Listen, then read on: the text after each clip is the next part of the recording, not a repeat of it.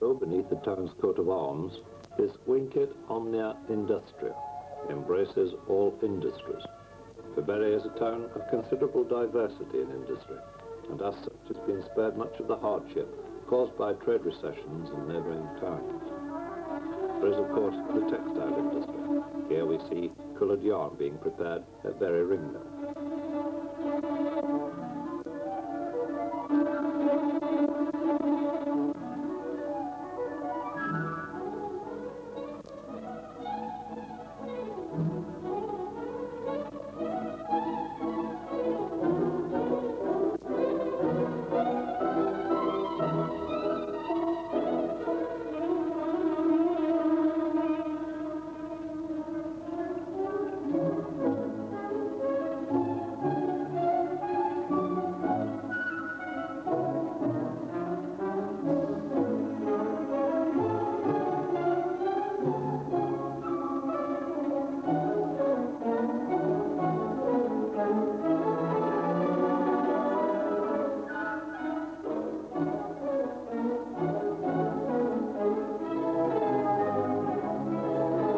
James Kenyon is renowned for cotton and woolen goods, and here we see what is in fact the largest loom in the world, weaving felts for the paper industry.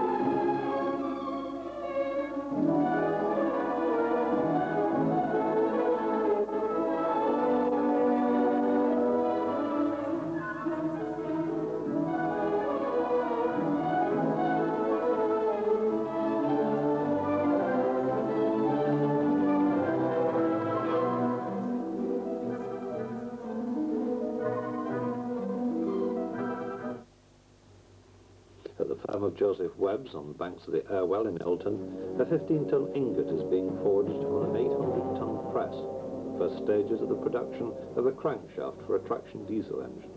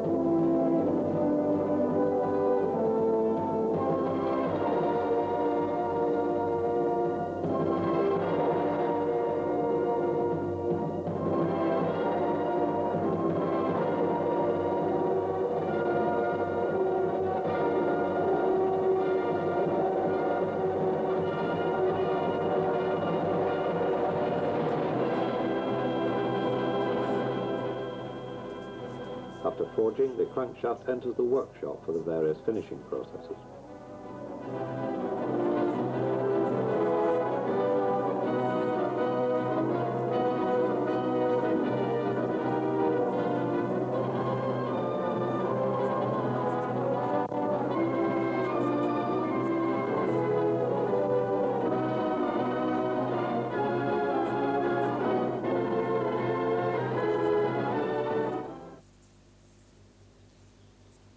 In contrast, in the mill once used for the manufacture of textiles, a group of craftsmen fashion leather into high-quality goods for the specialist market, some of which has been used by the royal family.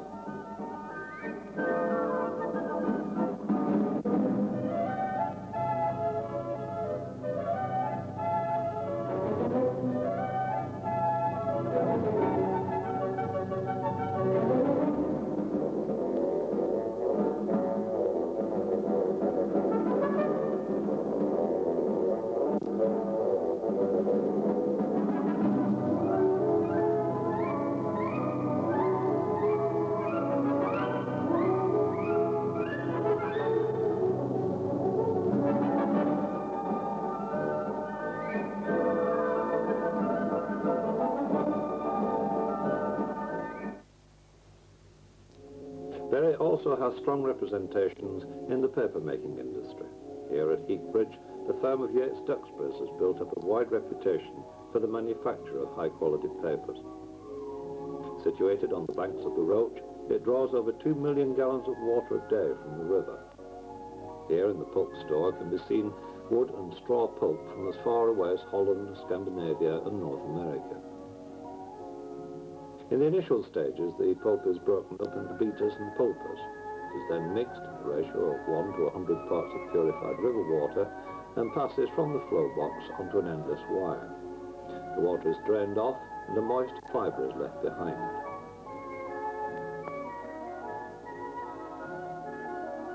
The web is then carried on woolen felts through water extraction presses and onto steam-heated cylinders to be dried.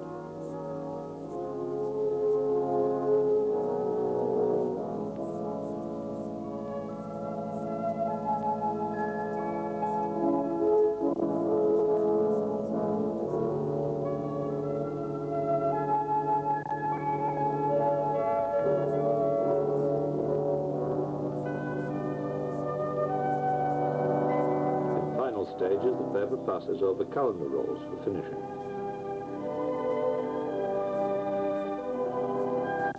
Then follow the reeling, cutting and sorting processes before the paper is finally packed for shipment to markets both at home and abroad.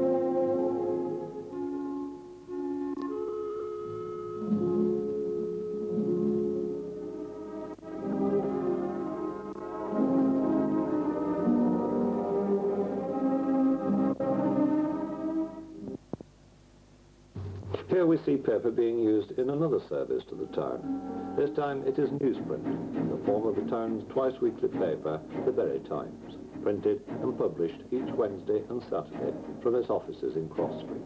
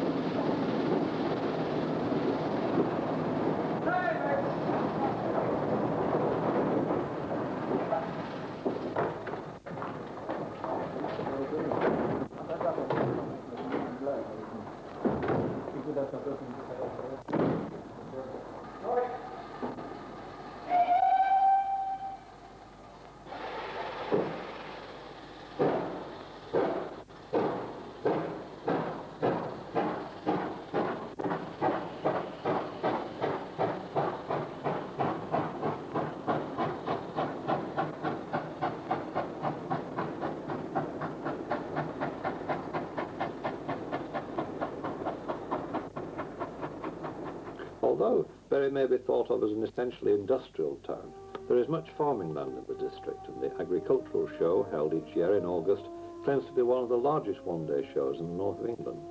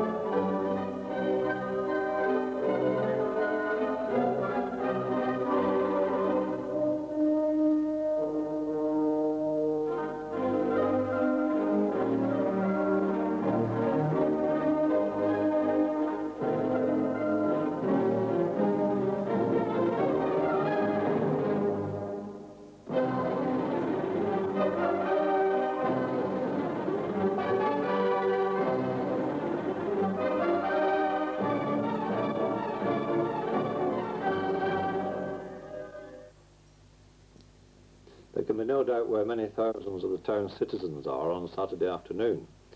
This is Gig Lane, home of Bury's league football team. Nicknamed the Shakers, they were twice FA Cup holders. Now, after recently having a spell in the third division, they have successfully shaken themselves back into their more familiar place in the second division.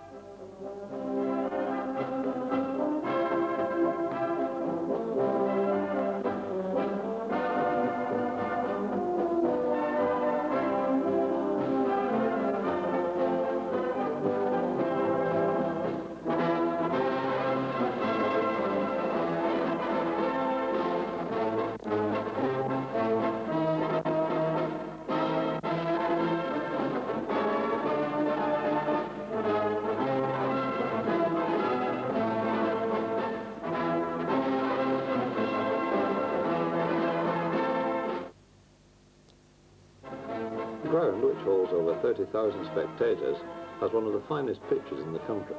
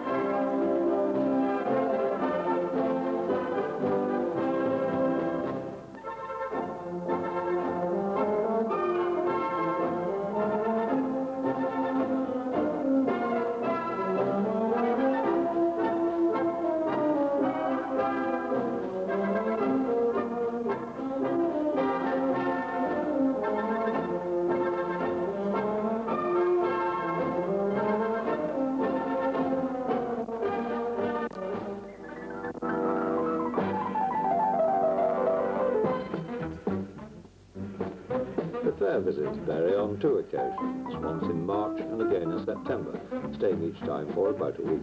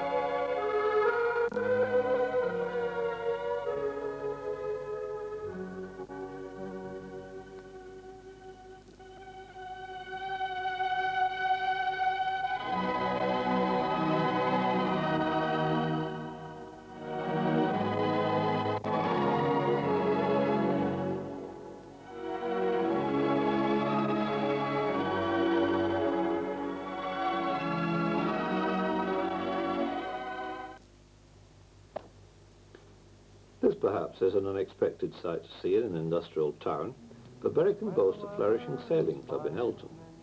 Though formed only a few years ago, the club has already gained national distinction, having recently won the National Graduate Championship and the Northern Graduate Championship in the same year.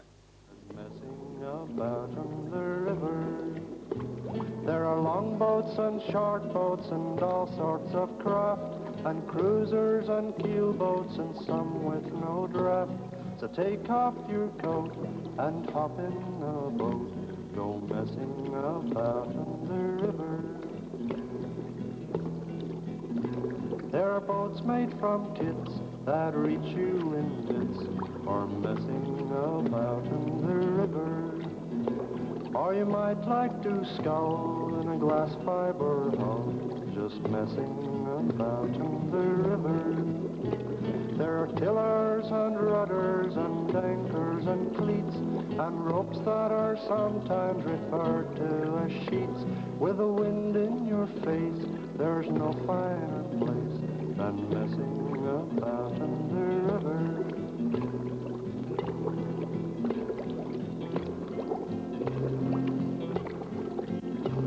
There are skippers and mates and rowing club mates, just messing about in the river.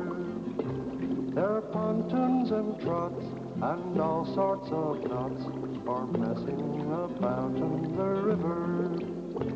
With inboards and outboards and dinghies you sail, the first thing you learn. At Avicide, a village high on the moors to the west of the town, the road follows the route of Watling Street, the old Roman way, and in the village a pilgrim's cross marks a point halfway between London and Edinburgh.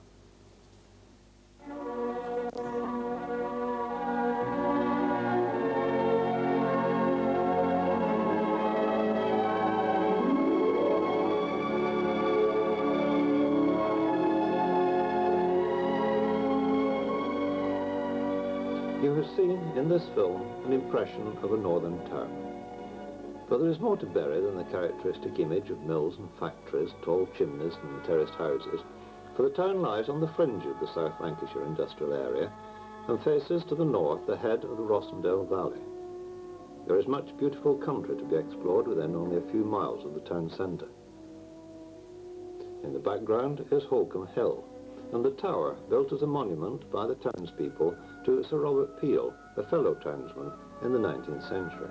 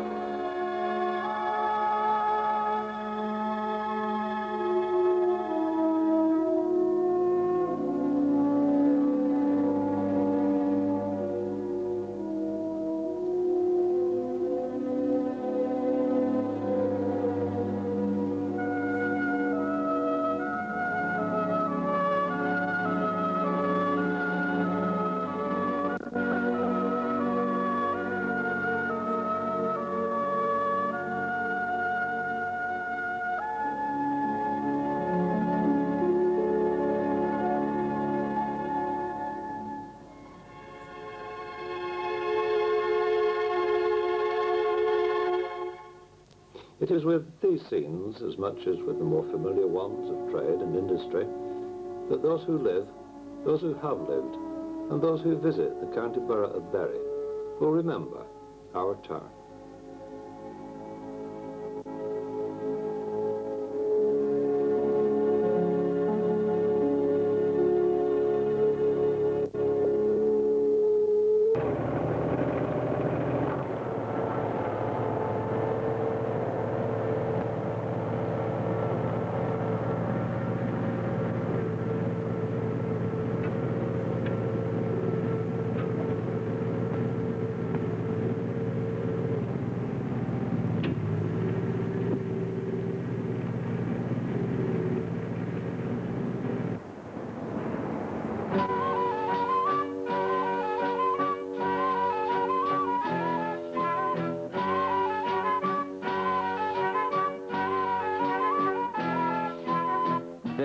market in Bury for as long as anyone can remember, and for a very long time before that. A charter was granted as long ago as 1440 by Henry VI, the then Lord of the Manor, John Pilkington, and from then on the market was held each Friday with 2 3-day fairs each year. The site of these markets and fairs would be by the parish church, where the main roads of the town converge, and which even today is known as the marketplace. In 1791, a notice declared that from the 28th of April, the Bury market would be held on a Thursday. All farmers, butchers, dealers in corn, cheese, etc., are desired to attend, it stated, there not being the least doubt that they will meet with every encouragement they would wish. The traders set out their wares by the walls of the church, and a fish market was centred around the stone cross, which until 1818 stood where the monument to Sir Robert Peel stands today. Here and in the narrow alleys beyond, known as the Wild, lived most of the town's population. Here were the barber, the butcher, the tailor, the coppersmith. Here John Shaw produced these paintings beneath the clock, which gave his nickname to posterity. Here, too, William Grant first established his business as a draper, long before his days of prosperity in Ramsbottom. The marketplace at that time was a cluster of coaching inns, hostelries and alehouses, of which the Globe, known locally as the Two Tubs, still stands today on its original site. From the Eagle and Child, the Old Boar's Head and the Grey Mare, regular coach services ran to Manchester, Liverpool, Skipton and Leeds. The early 19th century brought to this corner of Lancashire the full impact of the Industrial Revolution. An ever-increasing number of factories bore witness to the rapid growth of trade, and soon the old marketplace became too congested. In 1839, the Earl of Derby erected a new market on a triangular plot of land now known as Kew Gardens. But traders were at first reluctant to move from their traditional site, and for a time the building held a company of foot soldiers. The market was regularly held here on Thursdays and Saturdays until the end of the century, when the structure suddenly became unstable and the stallholders were driven onto the pavements.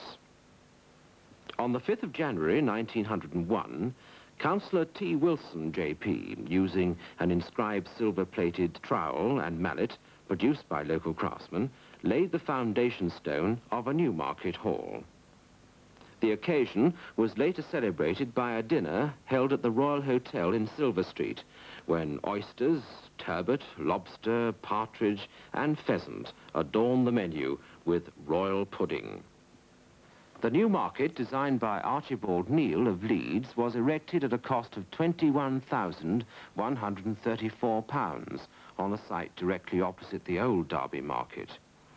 The old building remained until 1906, being replaced 2 years later by Memorial Gardens to John Kay. But the new Edwardian building, with its striking rotunda, stood as one of the town's most famous landmarks for over 67 years. From the early days of the present century, traders brought their produce by horse and cart through the cobbled streets, and through the 20s and 30s, the stalls were lit by spluttering gas flares. Through the austerity of the 40s, the Bury market grew to be one of the largest and most popular in the country. But the 50s brought with them the spirit of change, and the era of Bury's Edwardian market was drawing to a close.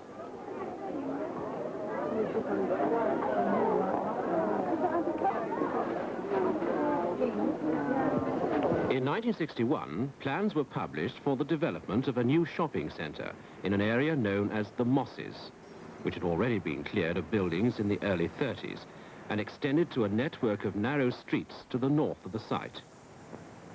Demolition began at Hall and Nielsen's brake lining works in Turf Street, at a point close to the present-day Minden Parade.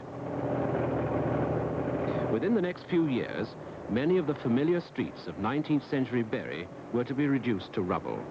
Garden Street, Eden Street, Princess Street, and with them the Hippodrome and Union Square, where the Whit Friday walkers sang, and Bury's original black pudding shop near the end of Union Street.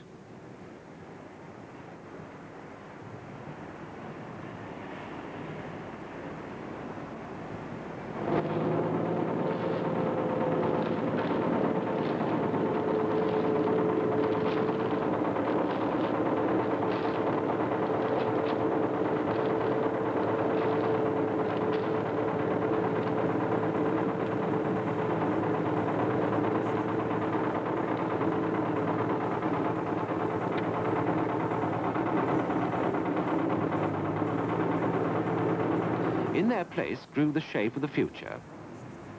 The new £1.25 million market complex built around one of the most advanced architectural constructions in the country.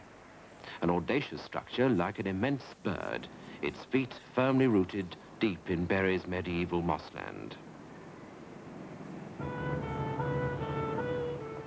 But in 1968, events took an unexpected turn, when in the early hours of Sunday, November the 17th, a fire started somewhere in the heart of the old market hall, and within an hour the building was gutted.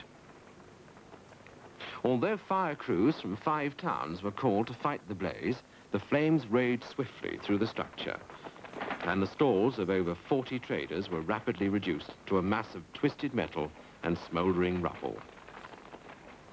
Yet within hours, a meeting had been called at the town hall to discuss the situation and to consider proposals to get the traders back in business. Empty shops in Princes Street, already waiting for demolition, were reoccupied in time for the Christmas trade, while the ruins of the old market were cleared to make way for a £30,000 temporary structure to house the displaced tenants until the new market was ready. Although it had survived the great heat of the fire, the dome of the old market hall was now supported by a weakened structure, and this once familiar feature of the town skyline was dragged unceremoniously to the ground.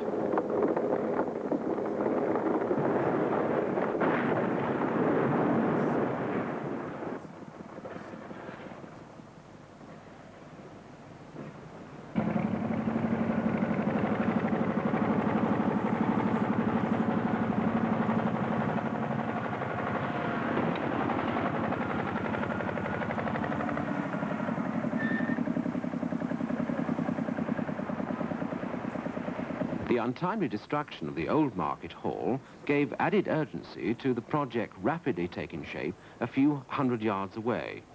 By now, the new market hall was well on the way to completion. Over 600 tons of steel and 11,000 tons of concrete had gone into the building, and already it was beginning to reveal the unique nature of its construction. The ribs of the bird wing roof, each weighing 18 tons, spring from a single beam 150 feet long, which runs the length of the main hall.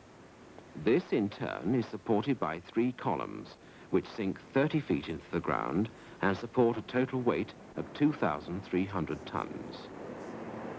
Around this is hung a curtain of glass, tinted, to keep out the heat of the sun.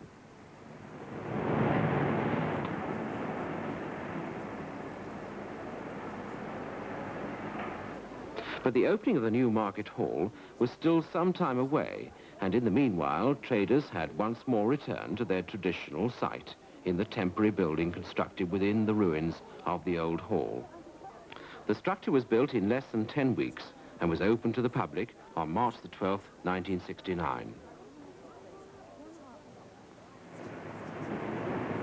Through the summer and through the long winter months, work continued on the new site. By March of the following year, the market hall was complete. But a market is not a market without its cluster of open-air stalls, and so the hall had to wait through the summer of 1971 while work went ahead on their construction.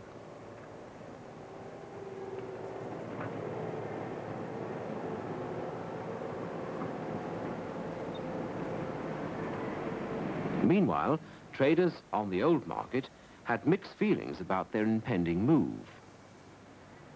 I've been on the market now for over 40 years, and when I get across there, everybody starts fresh, if you follow what I mean. So in actual fact, it loses the atmosphere, from my point of view, for all the years that I've actually put in here. I may be wrong, I mean, I'm looking forward to it, but I'd be quite happy to stay put. Every kind, every colour in curtaining. You've no money, you can have them on strap today. 6pence down, 6pence a week. Get the old man who'll come and live with you while you pay it off, how's that? 10 bob, love. Put 5 yards to the lodger's room, you'll get £1 a week extra off him. He'll never leave you. Any kind, any colour. That's a China tea set by Hudson and Middleton. That's made in Longton, Stoke-on-Trent. English bone china, sold to it. There's the name on every bit. Sutherland, Crown China, by Hudson and Middleton.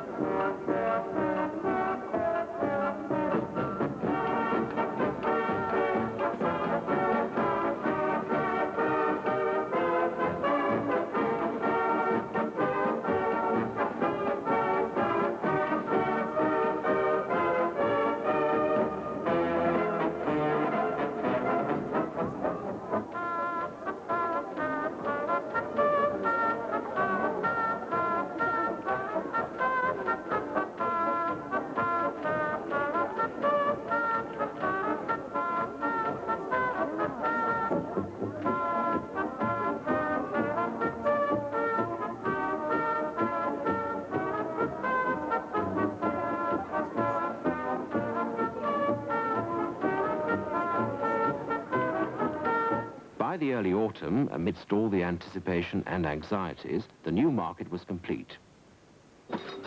On Wednesday, October the 6th, 1971, the new berry market was born. Over 350 traders with their fish and their fruit, their cloths and curtains, prints and pots, came fretfully to the promised land. As in years gone by, there were problems. Some had too much and some had too little. Some were pushed in and some were pushed out. Yet, despite the protests and the investigations, the market, which for too long had been a project, had now become a living reality. In the months that followed, many of the problems and difficulties that transition must bring were gradually resolved.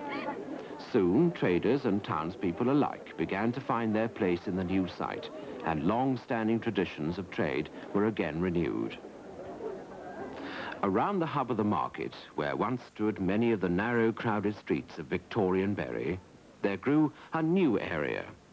A precinct in the modern style, free from traffic, where shoppers could move freely along broad parades, sit in the sun or shop under cover. Today, the town is growing and changing, and there are many among these shoppers who will know only the present. But there are those, too, who will have known an older Bury of tramcars and gas lamps, who long again to see the great Edwardian dome towering over Kew Gardens, and perhaps doubt the wisdom of change.